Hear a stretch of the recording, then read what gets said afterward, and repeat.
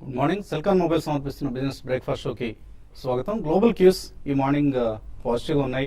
Asian మార్కెట్స్లో అత్యధికం లాభాలతో ట్రేడ్ అవుతున్నాయి. సో మేబీ మన మార్కెట్స్ ఫ్లాట్గా లేదా ఎస్టెక్స్ నిఫ్టీ ట్రెండ్ బట్టి చూస్తే స్లైట్లీ వీక్గా ఓపెన్ అయ్యే అవకాశాలు కనిపిస్తున్నాయి. సో లాస్ట్ నైట్ వరుసగా రెండో సెషన్ కూడా యూఎస్ మార్కెట్స్ లాభాలతో ముగిశాయి. బర్క్షైర్, కాగ్నిజెంట్ వంటి కంపెనీస్ ఇచ్చిన ఎర్నింగ్స్ యూఎస్ మార్కెట్స్ లాభాలకు ప్రధాన కారణంగా చెప్పుకోవచ్చు. ఇక మన మార్కెట్స్ విషయానికి వస్తే నిన్న అనూహ్యంగా చాలా స్ట్రాంగ్గా మార్కెట్స్ రీబౌండ్ కావడం చూసాం. అది షార్ట్ కవరింగ్ కారణమా లేకపోతే లోవర్ లెవెల్స్ దగ్గర వచ్చిన బార్గెన్ బయింగ్ ప్రధాన కారణం ఉన్నది పక్కన పెడితే మార్కెట్స్ మాత్రం చాలా స్ట్రాంగ్గా రికవర్ అయ్యాయి. నిఫ్టీ 150 పాయింట్లు లాభపడింది. సో మార్కెట్స్ పెరుగుతాయి అని నిన్న కూడా మనం కూడా మార్నింగ్ షోలో అనుకున్నాం. మేబీ ఇక్కడ నుంచి Nifty 200 to 300 points bounce back అయినా కూడా ఆశ్చర్యపోనవసరం లేదని కూడా అనుకున్నాం. సో అయితే ఇది ఓవర్ పీరియడ్ ఆఫ్ టైం జరుగుతుందని ఊహిస్తే ఇది కాస్త నిన్నే జరిగిపోయింది. సో 150 పాయింట్స్ రీబౌండ్ అనేది ఎవరు ఊహించని సంఘటన ఇది. సో చాలా స్ట్రాంగ్ సెషన్ చూసాం. Maybe GST, goods and services tax bill, land bill, ఈ రెండు కూడా ఇప్పుడున్న పార్లమెంట్ సెషన్ ముగిసేలోగా అంటే 8th లోపల పార్లమెంట్ క్లోజ్ కాబోతుంది. సో 8th లోగానే ఈ బిల్స్కు అనుమతి లభిస్తుంది అన్న అంచనాలు కొంత మార్కెట్స్లో బౌన్స్ బ్యాక్ కారణం. ఆఫ్ కోర్స్ షార్ట్ కవరింగ్ అనేది ప్రధాన కారణంగా మనం చెప్పుకోవచ్చు. సో రిటైల్ రంగానికి చెందిన షేర్లు కావచ్చు, ఆటోమొబైల్ రంగానికి చెందిన షేర్స్, అలాగే రియల్ ఎస్టేట్, బ్యాంకింగ్, ఇలా అక్రాస్ ది బోర్డ్ షేర్స్ లాభపడటం మనం చూసాం. ప్రధానంగా రిటైల్ రంగంలో రకరకాల వార్తలు మనం చూస్తున్నాం. ప్యాంట్లూన్స్ అండ్ ఆదిత్య బిర్లా నోకు సంబంధించిన కంపెనీస్ ఏవైతే ఉన్నాయో, Madura lifestyle, Madura fashions, ఈ కంపెనీస్ మెర్జ్ అవుతాయన్న వార్త, అలాగే ఫ్యూచర్ రిటైల్, భారతీ రిటైల్ మధ్య ఒప్పందం కుదిరిందన్న వార్త, ఇవన్నీ రిటైల్ రంగంలో షేర్లు ఒక్కసారిగా లాభపడటానికి ప్రధాన కారణం. ఆటోమొబైల్ స్టాక్స్ సంబంధించి పాజిటివ్ ఏప్రిల్ సేల్స్ మార్కెట్స్కు ఉత్సాహాన్ని ఇచ్చింది. అలాగే ఓఎన్జీసీ, ఆయిల్ ఇండియా వంటి స్టాక్స్లో కూడా మనం లాభాలు చూసాం. సబ్సిడీ షేరింగ్ ఏదైతే ఉందో దాన్ని ఈ సంవత్సరానికి 1 సంవత్సరం ప్రభుత్వం దానికి విరామం ఇవ్వబోతుందన్న వార్తలు, ఇవన్నీ రకరకాల పాజిటివ్ న్యూస్ నిన్న చోటు చేసుకున్నాయి. అయితే రాబోయే రోజుల్లో కూడా ఇటువంటి పాజిటివ్ న్యూస్ ఉంటాయన్నది ప్రశ్నార్థకం. ఎర్నింగ్స్ నుంచి ఏమైనా పాజిటివ్ సర్ప్రైజ్ ఉంటేనే మార్కెట్స్లో, ఎందుకంటే ఎఫ్ఓఎంసీ మీట్ కూడా ముగిసింది. గ్లోబల్గా మనకు అంతగా పెద్ద పాజిటివ్ ట్రిగర్స్ లాంటివి ఏమీ ఉండకపోవచ్చు. ఇక డొమెస్టిక్ క్యూస్ మీద మార్కెట్స్ ఆధారపడిన పరిస్థితి. సో 12 రోజుల అమ్మకాల తర్వాత ఎఫ్ఐఎస్ కూడా నిన్న బయింగ్కు పూనుకున్నారు, ఉపక్రమించారు కొనుగోళ్లకు. సో మార్కెట్స్ బౌన్స్ బ్యాక్ కొంత ఎఫ్ఐ బయింగ్ కూడా ప్రధాన కారణం చెప్పుకోవచ్చు. ఎస్పెషల్లీ సెల్లింగ్ లేదు, బయింగ్ ఒకవేళ అగ్రెసివ్గా లేదు అని అనుకున్నప్పుడు కూడా, ఎందుకంటే 60 కోట్ల రూపాయల బయింగ్ మాత్రం మనం క్యాష్ మార్కెట్స్లో చూసాం ఎఫ్ఐఎస్ సంబంధించి. అండ్ F&Oలో 2,000 కోట్ల రూపాయలకు పైగా బయింగ్ ఎఫ్ఐఎస్ వెళ్ళడం చూసాం. So both puts and calls రెండింటిలోనూ పొజిషన్స్ తీసుకున్నారు. సో బ్యాలెన్స్ చేసుకుంటున్నారు వాళ్ళ పొజిషన్స్ని. ఇక్కడ అగ్రెసివ్ బయింగ్కి వెళ్ళలేదు అన్నది ఒకసారి మనం గమనించాల్సిన అంశం. సో మార్కెట్స్ నిన్న వచ్చిన బౌన్స్ బ్యాక్ ఉంటుందా, లేకపోతే ఇది సస్టైన్ అవుతుందా, లేకపోతే ఓన్లీ వన్ డే ఫెనామినాగా మిగులుతుంది, ఇవాళ మనకు అర్థమవుతుంది. ఓపెనింగ్ మాత్రం కొద్దిగా వీక్గా ఉండే అవకాశాలు కనిపిస్తున్నాయి. సో ఇక మార్కెట్స్ పరిస్థితి గురించి మాట్లాడేందుకు మనతో ఎనలిస్ట్ సిద్ధంగా ఉన్నారు. సో ఎటువంటి ట్రెండ్ మీరు ఎక్స్పెక్ట్ చేస్తున్నారు? టెక్నికల్లీ మార్కెట్స్ ఎలా బిహేవ్ చేస్తాయి అనుకుంటున్నారు? ఇవాళ లాస్ట్ 10-15 రోజులుగా మార్కెట్ ఒక మేజర్ డౌన్ ట్రెండ్ చూసాము. 700 పాయింట్ల వరకు నిఫ్టీ పడింది. కాబట్టి నేను ఒక స్ట్రాంగ్ రికవరీ మనం చూసాం. ఇది పూర్తిగా డెడ్ క్యాట్ బౌన్స్ ప్యాటర్న్ గా ఒక రిలీఫ్ ర్యాలీగా అనుకోవచ్చు. ఒకసారి మనం చార్ట్ చూస్తే కనుక ఓవరాల్ గా లాస్ట్ 3 to 6 months పర్స్పెక్టివ్ చూస్తే కనుక నిన్న వచ్చిన రికవరీ చాలా స్వల్పంగా కనిపిస్తుంది. టెక్నికల్ గా ఇది పెద్ద మేజర్ మార్పు కానీ మేజర్ సూచన కానీ ఏమీ కనిపించట్లేదు. కాకపోతే నిన్న వచ్చిన రీబౌండ్ చాలా స్ట్రాంగ్ గా ఉంది. రెండో మేజర్ అంశం చూస్తే కనుక ఓవర్సోల్ పొజిషన్ లో ఉంది. కాబట్టి డైలీ చార్ట్ లో కొంచెం ఆర్ఎస్ఐ ఇండికేటర్ పాజిటివ్ డైవర్జెన్స్ చూపిస్తుంది. కాబట్టి ఇమీడియట్ డేంజర్ అయితే కనిపించట్లేదు మార్కెట్ కి ఒక ఈ లెవెల్లో సపోర్ట్ తీసుకొని నెక్స్ట్ ఫ్యూ డేస్ ఒక కన్సాలిడేషన్ లో వెళ్లే అవకాశం కనిపిస్తుంది. ఈ కన్సాలిడేషన్ లో కనుక మార్కెట్ ఇవాళ రేపు ఏమాత్రం 8,300 అంటే ఇవాళ ఒక 20 పాయింట్స్ ఇంట్రాడేలో కొంచెం డిప్ రావచ్చు. నేను ఒక మేజర్ బ్రేక్అవుట్ వచ్చింది కాబట్టి ఒక పుల్ బ్యాక్ కొంచెం రియాక్షన్ వస్తుంది. ఏమాత్రం ఇవాళ కనుక 8,300 పైన కనుక మార్కెట్ నిలబడిందంటే నిన్న వచ్చిన బ్రేక్అవుట్ అయితే పాజిటివ్ బ్రేక్అవుట్ అనుకోవచ్చు. ఇది పూర్తిగా ఒక బుల్ అటెంప్ట్ అనుకోవచ్చు. ఒకవేళ కనుక ఇవాళ రేపు మార్కెట్ 8,300 పైన కనుక నిలబడిందంటే షార్ట్ టర్మ్ అప్ ట్రెండ్ ఒక 200-300 పాయింట్స్ వరకు రిలీఫ్ ర్యాలీ వచ్చే అవకాశం ఉంది. స్వల్ప అప్ ట్రెండ్ వచ్చినప్పటికీ స్పెసిఫిక్ స్టాక్స్ ఏవైతే బాగా కన్సాలిడేషన్ అయ్యో లాస్ట్ ఫ్యూ వీక్స్, ఆ స్పెసిఫిక్ స్టాక్స్ లో ఒక సెలెక్టివ్ గా ర్యాలీ వచ్చే అవకాశం కనిపిస్తుంది. ఒకసారి మనం సెక్టర్ వైజ్ చూస్తే కనుక బ్యాంక్ నిఫ్టీ లాస్ట్ 2-3 మంత్స్ ప్రతి రియాక్షన్ లోను 17,800, 18,000 స్థాయి దగ్గర బాగా సపోర్ట్ తీసుకుంది. వీక్లీ చార్ట్ లో 2-3 మేజర్ డబుల్ బాటమ్ ప్యాటర్న్ కూడా ఫామ్ అయింది. ఇది కూడా చాలా పాజిటివ్ అనుకోవచ్చు.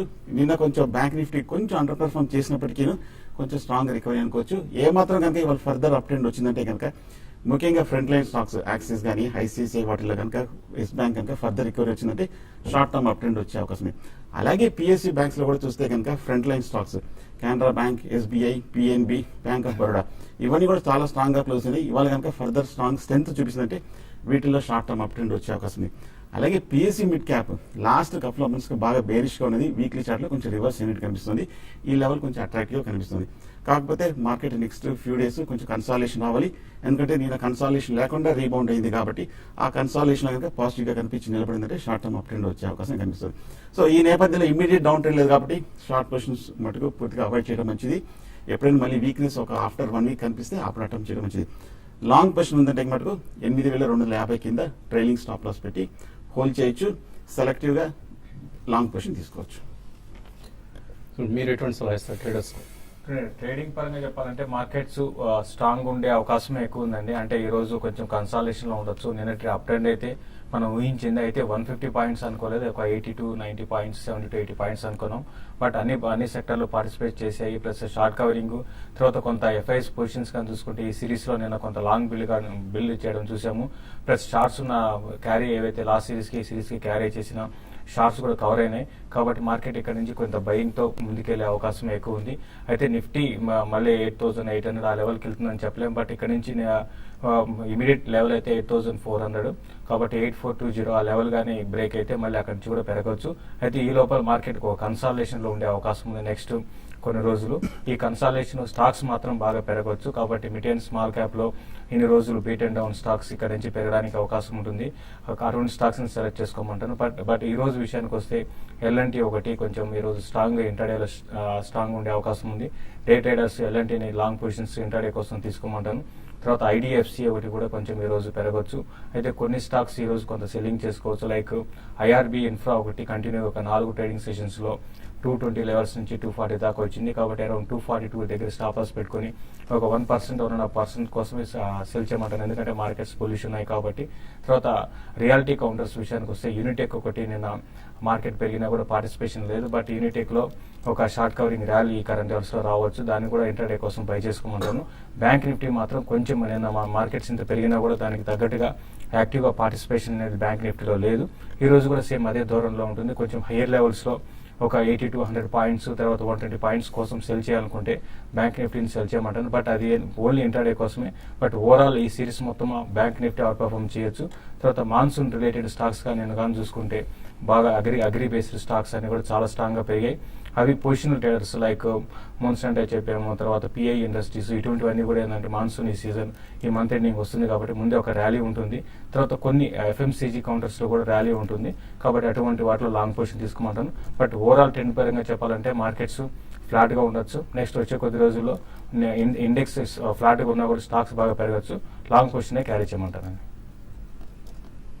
అలాగే టీవీ5 బిజినెస్ బ్రేక్ఫాస్ట్ షో ప్రేక్షకులకు ఒక శుభవార్త. ఇన్వెస్టర్స్కు సేవింగ్స్ అలాగే ఇన్వెస్ట్మెంట్ సంబంధించి ఎప్పటికప్పుడు అమూల్యమైన సూచనలు సలహాలు అందించడమే మా ప్రయత్నం. ఇందులో భాగంగా ఇకపై ప్రతి మంగళ, బుధ, గురు ఈ 3 వారాల్లో పర్సనల్ ఫైనాన్స్ సంబంధించిన అంశాలు కూడా ప్రాముఖ్యత ఇవ్వాలి, ప్రాధాన్యత ఇవ్వాలని నిర్ణయించడం జరిగింది. ఇందులో భాగంగా ఇద్దరు ఉద్దండులు, నిపుణులు, ఎక్స్పర్ట్స్, పర్సనల్ ఫైనాన్స్ రంగానికి చెందిన ఇద్దరు ఎక్స్పర్ట్స్ మన ముందుకు వస్తున్నారు ప్రతి మంగళ, బుధ, గురువారాల్లో. అలాగే ఇవాళ గురువారం అంటే మంగళ గురువారాల్లో నెట్వర్క్ ఫైనాన్షియల్ ప్లానింగ్ సంస్థ ప్రమోటర్ తుమ్మా బాలరాజు గారు, ఆయన సర్టిఫైడ్ ఫైనాన్షియల్ ప్లానర్ కూడా. సో చాలా ఎక్కువ మంది ప్రేక్షకులు పరిచయం కూడా ఉంటుంది ఆయనతో. ఎందుకంటే ఈనాడు దినపత్రికలో ఆయన కాలమ్స్ రాస్తూ ఉంటారు. అలాగే కొన్ని టీవీ షోస్లో కూడా గతంలో పాల్గొన్నారు. మన కోసం ఎక్స్క్లూజివ్గా ఇకపై టీవీ5 షోస్లో పాల్గొనడానికి ఆయన నిర్ణయించారు. సో థ్యాంక్ యూ బాలరాజు గారు and welcome to TV5. So మంగళ గురువారాలు తుమ్మా బాలరాజు గారు మనకు అందుబాటులో ఉంటారు. మ్యూచువల్ ఫండ్స్ సంబంధించి మంగళవారం, అలాగే పర్సనల్ ఫైనాన్స్ అంటే ఫైనాన్షియల్ ప్లానింగ్ కావచ్చు లేదా పోర్ట్ఫోలియో అలొకేషన్ కావచ్చు, ఇటువంటి అంశాలపై గురువారం ఆయన సూచనలు సలహాలు ఇస్తారు. సో మీకు ఏవైనా సలహాలు, సూచనలు, అనుమానాలు, సందేహాలు ఉంటే మాకు మెయిల్ రూపంలో లేదా కాల్స్ చేసి కూడా వారితో సంప్రదించవచ్చు. సో ఎటువంటి TV5లో మొదటిసారిగా పాల్గొంటున్నారు ఈ షోలో. సో ఎటువంటి అనుభూతినిస్తుంది? చాలా సంతోషం అండి. I always thought of coming to TV5 and first of all మీకు ధన్యవాదాలండి ఈ ఆపర్చునిటీ ఇచ్చినందుకు. అండ్ నేను నా వంతు ప్రయత్నం చేస్తాను మంచి సలహాలు, సూచనలు ఇవ్వడానికి. ఓకే. సో మ్యూచువల్ ఫండ్స్ సంబంధించి మన ప్రేక్షకులు చాలామంది, ఎక్కువ మంది సలహాల కోసం మెయిల్స్ పంపిస్తుంటారు, కాల్స్ కూడా చేస్తుంటారు. ఇప్పుడున్న పరిస్థితుల్లో మ్యూచువల్ ఫండ్స్ అంటే ప్రధానంగా ఈక్విటీస్ గురించి మనం ఎక్కువ డిస్కస్ చేస్తుంటాం. Maybe some times even debt గురించి కూడా మీరు as a personal finance expert, financial planning లో భాగంగా డెట్ ఫండ్స్ కూడా మీరు బహుశా రికమెండ్ చేస్తూ ఉంటారు. అవునండి. ఈక్విటీస్ సంబంధించి ఈ సమయంలో ఇన్వెస్టర్స్కి ఎటువంటి సూచనలు ఇస్తారు? సో మనము equity mutual fund portfolio prepare చేసుకునేటప్పుడు కొన్ని విషయాలు గమనించాలండి. సో ఓవరాల్గా అరౌండ్ 75 to 80% మనం లార్జ్ క్యాప్ స్టాక్స్లో ఇన్వెస్ట్మెంట్ చేసుకోవాలి. ఏ మ్యూచువల్ ఫండ్స్ అయితే లార్జ్ క్యాప్ స్టాక్స్లో ఇన్వెస్ట్మెంట్ చేస్తుందో ఓవరాల్గా 75 to 80% అందులో ఇన్వెస్ట్మెంట్ చేసుకోవాలి. అరౌండ్ 25 to 30% మనం మిడ్ క్యాప్ ఓరియంటెడ్ స్టాక్స్లో ఇన్వెస్ట్మెంట్ చేసుకుంటే మంచిదండి. సో ఓవరాల్గా ఒక పోర్ట్ఫోలియో ప్రిపేర్ చేయాలి అని అంటే మనము 5 to 7 స్టాక్స్లో స్ప్రెడ్, 5 to 7 మ్యూచువల్ ఫండ్స్లో స్కీమ్స్లో మనం డైవర్సిఫై చేసుకొని ఇన్వెస్ట్మెంట్ చేసుకుంటే సరిపోతుంది. అందులో వేరియస్ బెంచ్ మార్క్స్కి అలైన్ అయి ఉన్నారండి. సో నిఫ్టీకి అలైన్ అయి ఉండాలి, అలాగే BSE 100, BSE 200, CNX 500, దాంతోపాటు mid cap oriented stocks. So ఓవరాల్గా మనము BSE 100కి around 30% of the overall investment and 15% నిఫ్టీకి అండ్ 15% CNX అండ్ BSE 200లో ఒక 15% అండ్ అరౌండ్ ఓవరాల్గా 25% మనం మిడ్ క్యాప్ ఓరియంటెడ్ స్టాక్స్లో ఏదైతే స్కీమ్ ఇన్వెస్ట్మెంట్ చేస్తుందో అందులో ఇన్వెస్ట్మెంట్ చేసి ఒక పోర్ట్ఫోలియో క్రియేట్ చేసుకుంటే ఇట్ విల్ బి గుడ్ అండి. అంటే లాస్ట్ 1 year లో మనం మ్యూచువల్ ఫండ్ స్కీమ్స్ కొన్ని 60 to 70% రిటర్న్స్ ఇవ్వడం చూసాం. అవునండి. ప్రత్యేకించి mid cap, small cap funds కు. రైట్. సో ఇప్పుడున్న మార్కెట్ కండిషన్స్ లో ఒకవేళ ఎవరైనా medium to short term outlook ఉన్న వాళ్ళు ప్రాఫిట్ బుక్ చేసుకోవాలనుకుంటే ఇది కరెక్ట్ టైం అని అంటారా, లేదా మనం మార్కెట్స్ లో చెప్తూ ఉంటాం ఈక్విటీస్ లో సెల్ అండ్ ర్యాలీస్ అని, సో అటువంటి ర్యాలీ కోసం వెయిట్ చేయడం మంచిదా? మనం అసెట్ అలొకేషన్ పాటించినప్పుడు సో అరౌండ్ 60 or 40% మనం అసెట్ అలొకేషన్ పాటిస్తున్నాం అనుకోండి, 60% ఈక్విటీ అండ్ 40% డెట్లో, ఎప్పుడైతే ఆ ఈక్విటీ కాంపోనెంట్ 60% దాటుతుందో so it is always better to divert that to debt. ఓవరాల్గా మనం ఆ 60-40%కి మనం తీసుకొని రావాలి. సో అలా చేయడం వల్ల by default we are going to book the profits when the market is high and markets పడ్డప్పుడు డెట్ నుంచి ఈక్విటీకి ట్రాన్స్ఫర్ చేస్తామండి. సో అసెట్ అలొకేషన్ మనం పాటించినప్పుడు కొంచెం డైనమిక్ గా ఉండాలి. అవునండి, ఖచ్చితంగా మనము డైనమిక్ గా పోర్ట్ఫోలియో మేనేజ్ చేసుకోవాలి. So by and hold strategy ఇక్కడ వర్కౌట్ అవ్వదు. సో రెగ్యులర్ గా రివ్యూ చేసుకుంటూ ఉండాలి. Better to review the portfolio once in 6 months. Okay అండి. సో ఈక్విటీస్ సంబంధించి అలాగే మ్యూచువల్ ఫండ్ సంబంధించిన సూచన సలహాలు కొనసాగించబోయే ముందు చిన్న బ్రేక్ తీసుకుందాం.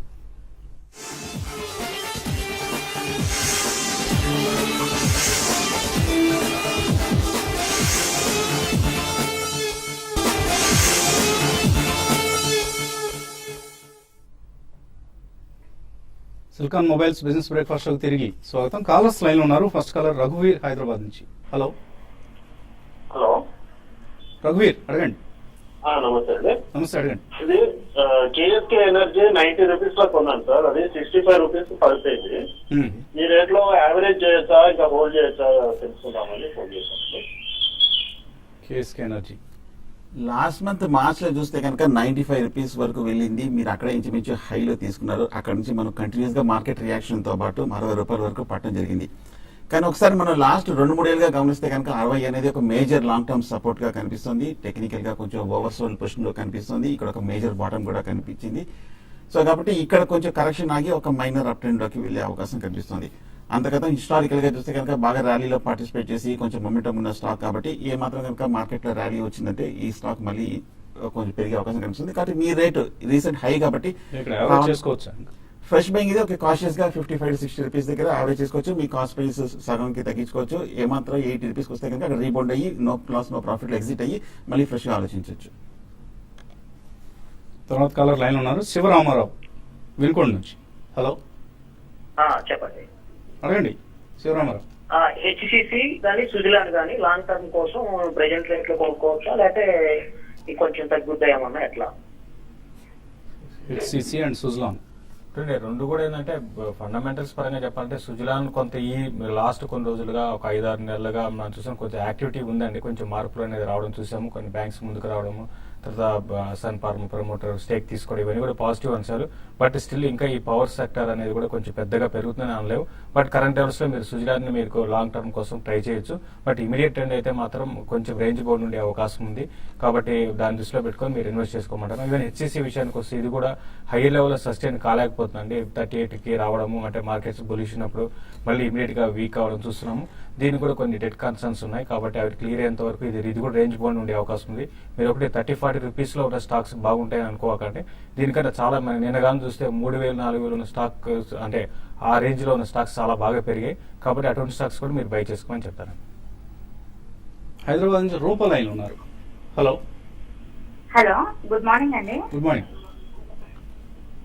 అడగండి రూపా.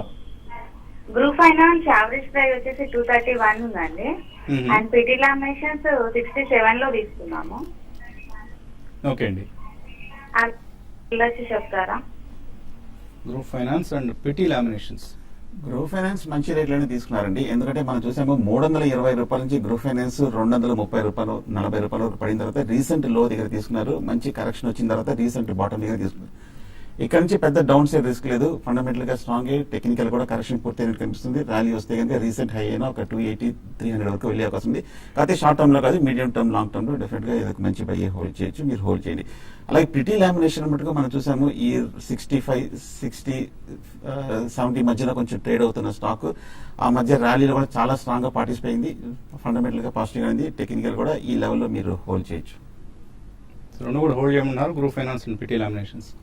మూర్తి హైదరాబాద్ నుంచి. Hello good morning sir. Morning అండి. నేను డెట్ మ్యూచువల్ ఫండ్స్ గురించి తెలుసుకోవాలనుకుంటున్నాను అండి. యాక్చువల్గా నాకు 6,000 రూపీస్ మంత్లీ మిగులుతా ఉంది. ఆల్ మ్యూచువల్ ఫండ్స్ అన్నింటిలో ఇన్వెస్ట్ చేసేగా, ఈక్విటీ మ్యూచువల్ ఫండ్స్ లో ఇన్వెస్ట్ చేసేగా. సో 6,000 రూపీస్ ఒక 5 to 6 years కి మంచి డెట్ మ్యూచువల్ ఫండ్ లో ఇన్వెస్ట్ చేద్దాం అనుకుంటున్నాను. ఎస్ఐపి చేస్తారు నెల నెల 6,000 రూపీస్ ఎస్ఐపి చేస్తానండి. నెక్స్ట్ ఇంకో క్వశ్చన్ అండి, డెట్ మ్యూచువల్ ఫండ్స్ కి గిల్ట్ ఫండ్స్ కి డిఫరెన్స్ ఏంటో కొంచెం తెలుసుకోవాలి. ఓకే. డెట్ మ్యూచువల్ ఫండ్స్ అనేది కేటగిరీ అండి. డెట్ మ్యూచువల్ ఫండ్స్ లో మనకు వేరియస్ కేటగిరీస్ ఉంటాయి. లిక్విడ్ అని, లిక్విడ్ ప్లస్ అని, గిల్ట్ అని, షార్ట్ టర్మ్ ఇన్కమ్ ఫండ్స్ అని.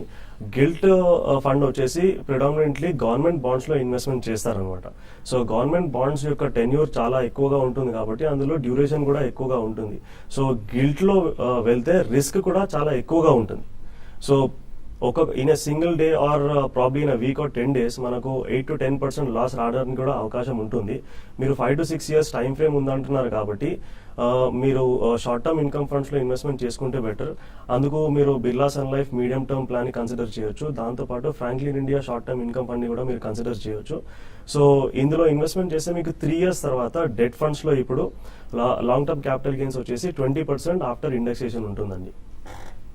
సో బిర్లా సన్ లైఫ్ లో అండ్ ఫ్రాంక్లిన్ ఇండియాలో రెండిట్లోనూ 3,000 రూపీస్ మనం రెండిట్లో స్ప్లిట్ చేసి ఇన్వెస్ట్మెంట్ చేసుకుంటే సరిపోతుంది. 5 to 6 years టైం ఎంత టెంటేటివ్ గా ఇప్పుడున్న ఈల్డ్స్ ప్రకారం చూస్తే మనకు ఇటువంటి స్కీమ్స్ లో ఎటువంటి రిటర్న్స్ వచ్చే ఛాన్స్? లాస్ట్ 1 year లో ఈ రెండు కలిపి దాదాపు 11 to 11.5% రిటర్న్ ఇచ్చాయి. సో ఇప్పుడు యావరేజ్ ఈల్డ్ అరౌండ్ 10.5% ఓవరాల్ గా ఈల్డ్ ఉందన్నమాట. సో ఈవెన్ మనకు 1% ఇంట్రెస్ట్ 1% ఇంట్రెస్ట్ రేట్ కరెక్షన్ అయినా కానీ duration almost around 1.5 to 2 years ఉంది ఇందులో. సో మనకు దాదాపు 10 to 11.5% వరకు రిటర్న్ రావడానికి అవకాశాలు ఎక్కువగా ఉన్నాయండి నెక్స్ట్ 1 year లో. సో ఫిక్స్డ్ డిపాజిట్ కంటే కూడా ఇది బెటర్ ఆప్షన్ అవుతుంది. యా, ఫిక్స్డ్ డిపాజిట్ లో మనం ఇప్పుడు చూస్తే దాదాపు 8.5% రిటర్న్ వస్తుంది అందులో. సో పోస్ట్ ట్యాక్సెస్ చూసుకుంటే కనుక మనం 30% స్లాబ్ లో ఉన్న వాళ్ళకి హార్డ్లీ అరౌండ్ 5.5% వర్కౌట్ అవుతుంది.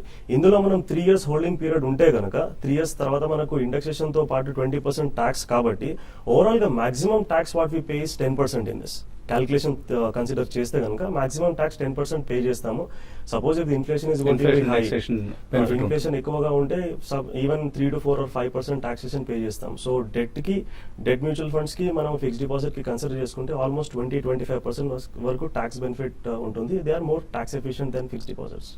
బట్ దేవుడి దయ వల్ల ఇన్ఫ్లేషన్ ఎక్కువగా ఉండకపోవడమే మంచిది మంచిదండి అందరికీ కూడా. రైట్. అలాగే ఈమెయిల్స్ అందే మనకు మురుగన్ అద్దేపల్లి అనే పేరుతో వచ్చింది. ఫ్యూచర్ రిటైల్ 132 రూపాయలు కొన్నారు, ఇంకా యాడ్ చేసుకోవచ్చా ఇక్కడ? బై చేయించండి. నేను చూసాము స్ట్రాంగ్ పాజిటివ్ న్యూస్ రావడంతో ఒకసారి ఒక మేజర్ అప్ ట్రెండ్ కూడా మనం రావడం జరిగింది. కాకపోతే మన రీసెంట్ గా 90 రూపీస్ లో నుంచి పెరుగుతూ వచ్చింది. ఫ్రెష్ బయింగ్ అయితే వద్దు, ఎందుకంటే మన రీసెంట్ మేజర్ టాప్ 150 దగ్గర మనం దాటలేకపోవడం మనం చూస్తున్నాం, రెసిస్టెన్స్ దగ్గర ఉంది. కాబట్టి నా ఉద్దేశం రిటైల్ స్టాక్స్ లో ఇంట్రెస్ట్ కనిపిస్తుంది. సో ఈసారి ఏమన్నా 154 దాటే అవకాశం ఉందా? 154 అంటే ఈ మధ్య ఫండమెంటల్ న్యూస్ గా చాలా పాజిటివ్ న్యూస్ వచ్చింది కాబట్టి ఒక మేజర్ కాంగ్లోమరేట్ గా మారుతుంది కాబట్టి కొంచెం పాజిటివ్ అంశం ఇది. హోల్డ్ చేయండి. 150 చూడండి ఒకసారి, అది బ్రేక్అవుట్ అయిందంటే కనుక పాజిటివ్ గా ఉంటుంది, ఫర్దర్ గా పెరిగే అవకాశం ఉంది. సో వార్తలు జాగ్రత్తగా గమనిస్తుండండి. ఫ్యూచర్ రిటైల్ ను భారతి టేక్ ఓవర్ చేస్తుంది, భారతీ గ్రూప్. సో ఈ ప్రభావం ఆ స్టాక్ మీద ఉండే అవకాశం ఉంది. సో న్యూస్ క్లోజ్ గా ఫాలో అవుతూ ఉండండి. గోపాల్ కొంపల్లి అడుగుతున్నారు, జిలెట్ ఇండియా లాంగ్ టర్మ్ కోసం ఈ రేట్లో తీసుకోవచ్చా? జిలెట్ ఇండియా లాంగ్ టర్మ్ కోసం కరెంట్ లెవెల్స్ లో బై చేసుకోవచ్చు అండి. అయితే మీరు ఒకేసారి కాకుండా కొంచెం డిప్ లో ఇన్వెస్ట్ చేయండి. అయితే స్టాక్ బాగా కొంత ఎక్స్పెన్సివ్ కనపడుతుంది, దాన్ని దృష్టిలో పెట్టుకొని కరెక్షన్స్ లో బై చేయండి అండి. మహీంద్రా అండ్ మహీంద్రా 1200 కాల్ తీస్తున్నారట, కావూరి లోహిత. సో ఎక్కడ ఎగ్జిట్ కావాలి? చాలా రోజుల తర్వాత నేను ఒక స్ట్రాంగ్ రీబౌండ్ రావడం జరిగింది. కాకపోతే మన హైయర్ రేట్ లో 1250, 1300 దగ్గర 3-4 నెలలు చూస్తే కనుక దాటలేకపోతుంది. మేజర్ టాప్స్ కూడా ఏర్పడింది, అక్కడ సెల్లింగ్ ప్రెషర్ వస్తుంది. నా దేశం ఇంకొక 50 to 100 రూపీస్ పెరిగిన తర్వాత కాల్స్ కూడా పెరిగే అవకాశం ఉంది, అక్కడ ఎగ్జిట్ అయిపోవడం మంచిది. అలాగే ఓఎన్జీసీ కాల్ ఆప్షన్ ఎక్కడ ఎంటర్ కావాలి? ఆల్రెడీ నేను చూసాం, చాలా రోజుల తర్వాత ఓఎన్జీసీ ఈ విధంగా పెరగడం చూసామండి. అయితే ఈ రోజు ఒక రియాక్షన్ కొంచెం ఆగొచ్చు, అయినప్పుడు మీరు కాల్ తీసుకోండి. ప్లస్ ఇంకోటి ఏంటంటే ఓఎన్జీసీ అనేది ర్యాలీస్ కంటిన్యూగా రావండి, మధ్య మధ్యలో ఆగిపోతుంటాయి. కాబట్టి దాన్ని దృష్టిలో పెట్టుకొని మీరు కాల్ తీసుకోమంటారండి. సో చుక్కపల్లి ముఖర్జీ అడుగుతున్నారు, ఆయన వడ్డీ రేట్లు తగ్గుతాయి అని ఇంతకుముందు ఆర్బీఐ వడ్డీ రేట్స్ తగ్గిస్తే డెట్ ఫండ్స్ లో ఈల్డ్స్ బాగుంటాయి, డెట్ ఫండ్స్ పెరుగుతాయన్న ఉద్దేశంతో ఫిబ్రవరి నెలలో 3 లక్షల రూపాయలు ఎస్బీఐ ఎల్ఎన్టీ గిల్డ్ ఫండ్స్ లో ఇన్వెస్ట్ చేశారట. ఇవి పెరగడం లేదు, ఎందువల్ల? ఎందుకంటే మనకు వడ్డీ రేట్లు తగ్గించినా కానీ ఫండ్ మేనేజ్మెంట్ కూడా మంచిగా ఉండాలండి. సో ఇప్పుడు 0.5% దాని డ్యూరేషన్ చూడాలి మనము. సో ఇప్పుడు ప్రస్తుతానికైతే హోల్డ్లో ఉన్నాయి interest rates. Next 6 months to 1 year లో మనకు యావరేజ్గా ఒక 50 basis points తగ్గడానికి అవకాశాలు ఉన్నాయి. 50 basis points తగ్గితే కనుక మనకు యావరేజ్గా ఇప్పుడు 6 to 8 years డ్యూరేషన్ ఉన్నా కానీ దాదాపు 4% లాంగ్ టర్మ్ క్యాపిటల్ గెయిన్స్ రావడానికి అవకాశం ఉంది. అండ్ ఓవరాల్గా అరౌండ్ 7.5 to 8% యావరేజ్ మనకు ఈల్డ్ ఉంది. కాబట్టి సో దాంట్లో మనకు నెక్స్ట్ 1 year లో అంత రావడానికి అవకాశం ఉంటుంది మనకు. కానీ ఈల్డ్ తక్కువగా ఉంటుంది అందులో. సో దాన్ని బట్టి మనకు ఇంట్రెస్ట్ రేట్ ఓవరాల్ రిటర్న్ అనేది తక్కువగా వస్తుంది. సో గిల్డ్ ఫండ్స్ కి వెళ్లే బదులు మనకు ఓవరాల్ గా లాంగ్ టర్మ్ 3 to 4 years లో మంచి రిటర్న్ కావాలి అని అంటే అక్రూవల్ బేస్డ్ ఫండ్స్ ని సెలెక్ట్ చేసుకోవడం ఇట్ ఈస్ ఆల్వేస్ బెటర్ అండి. సో ఇప్పుడు అక్రూవల్ బేస్డ్ ఫండ్స్ చూసుకుంటే దాదాపు ఈల్డ్ 10.5, 11% కూడా ఉంటుంది. సో దాని వల్ల మనకు ఓవరాల్ గా ఫిక్స్డ్ డిపాజిట్ కంటే మంచి రిటర్న్ రావడానికి అవకాశం. ఎటువంటి స్పెసిఫిక్ నేమ్స్ సజెస్ట్ చేస్తారు అటువంటి అక్రూవల్ ఫండ్స్? సో ఇంతకుముందు మనం మాట్లాడినట్టు Birla Sun Life medium term plan, Franklin India short term income fund, దీంతో పాటు Birla Sun Life dynamic bond fund ఉంది. సో గిల్డ్ ఫండ్ కంటే ఇది కొద్దిగా బెటర్, కాకపోతే రిస్క్ కూడా కొద్దిగా ఉంటుంది. సో ఇంట్రెస్ట్ వడ్డీ రేట్లు అన్ఫార్చునేట్లీ ఇంక్రీజ్ అయితే కనుక వి కాంట్ సే ఇంక్రీజ్ అయితే కనుక మనకు కొద్దిగా నెగటివ్ గా లాస్ రావడానికి కూడా ఇప్పట్లో అవకాశం లేదంటున్నారు. కాబట్టి మేబీ బాలాజీ గారు చెప్పినట్లుగా మీరు ఆ 2 స్కీమ్స్ ను మేబీ షిఫ్ట్ అయితే బెటర్ ఏమో ఆలోచించండి ముఖర్జీ గారు. ఇది ఇవాల్టి సెల్కాన్ మొబైల్స్ బిజినెస్ బ్రేక్ఫాస్ట్. మరి కొద్దిసేపట్లో 9 గంటల వార్తలు ప్రసారం.